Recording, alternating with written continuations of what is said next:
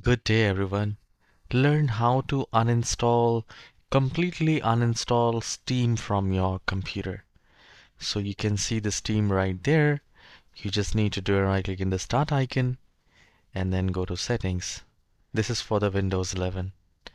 And here at the left hand side, we will go to apps and then go to installed apps. And here we will search for Steam. If you're unable to search it, you can type here and find your Steam right there.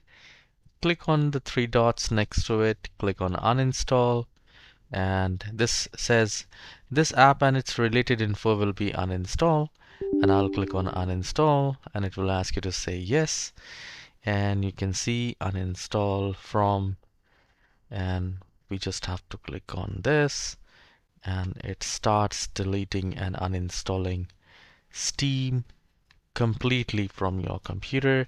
And I'll close it and you will see the icon has also been removed. So this is how you can completely uninstall Steam from Windows 11. Please hit the like and subscribe. I'll see you in the next tutorial. Have a wonderful day.